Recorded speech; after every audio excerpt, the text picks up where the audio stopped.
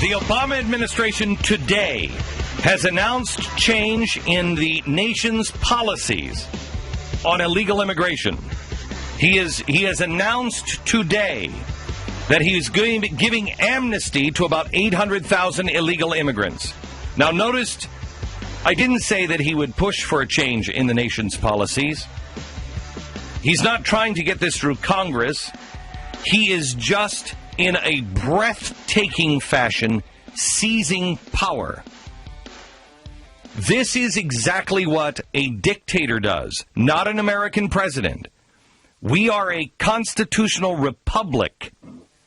They don't do that. He doesn't have the ability. The Department of Homeland Security doesn't have the authority to do this. Obama is now stopping all deportations for certain classes of illegal aliens.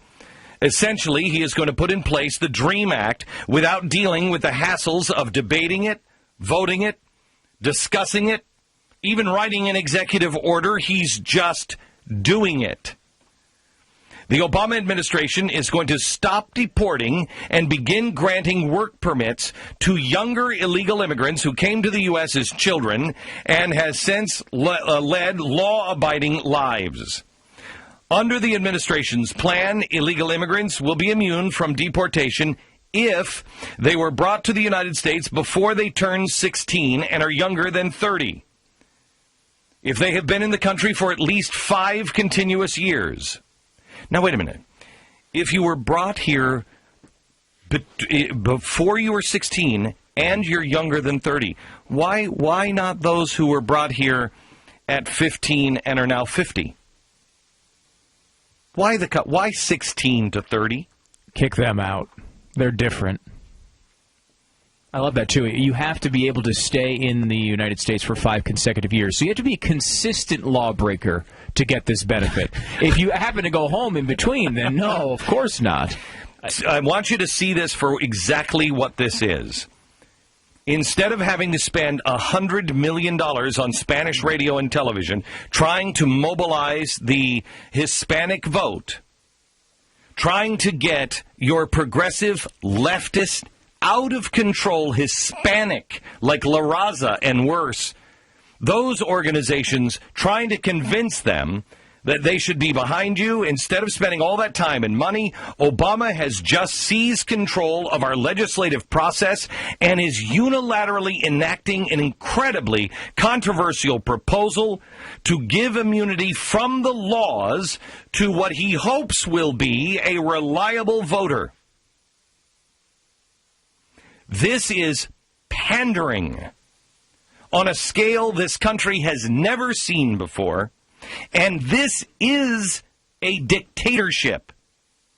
When a president can say, I'm not going through Congress, I'm not doing anything else, I'm just going to take control and change the laws of the nation, that is fascism. That is a dictatorship.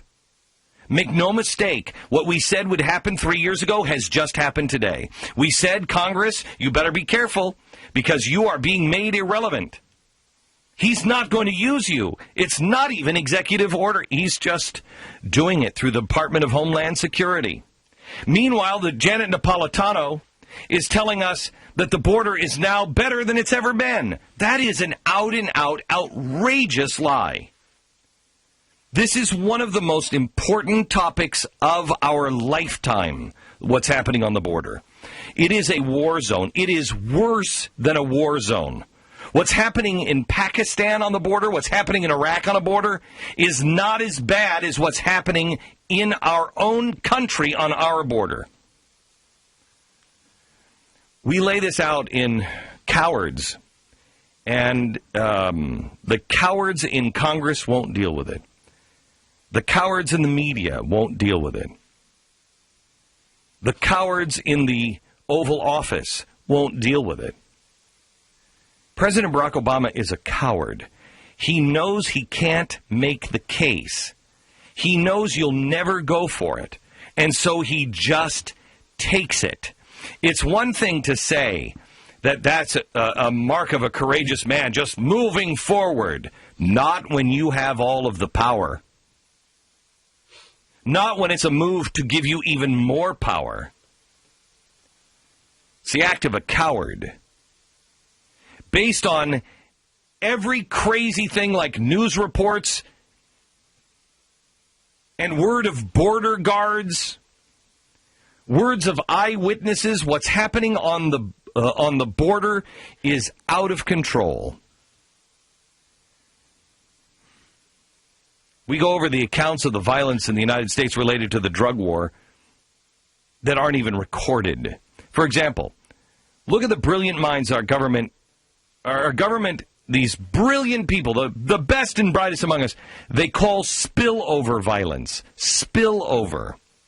First of all, they don't even have a cohesive definition for what the term even means, let alone how to fight it. Spillover. This is how Homeland Security defines it.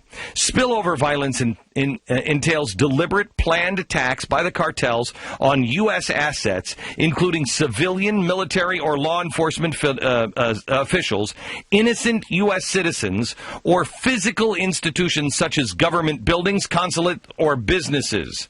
This definition does not include trafficker or trafficking, whether perpetrated in Mexico or the U.S. That's spillover. Coordinated, intentional attacks on government buildings is spillover violence. In other words, if a drug cartel member beheads 5 rival drug cartel members in the middle of Dallas, DHS doesn't consider that spillover violence. That only makes sense in this stupid town of Washington, D.C. We're broadcasting today from Sirius XM. I hate this town. We're in Washington, D.C. I hate this town. The amount of blood that would spill over the rim of an empty swimming pool, we don't count. Call me crazy. Napolitano also manipulates the statistics to say that the overall violent crime is down across the southwest border by 30%. That's only true if you look at big border city crime statistics. Places like San Diego, one of the safest places among the border, thanks to the fence that Duncan Hunter built years ago.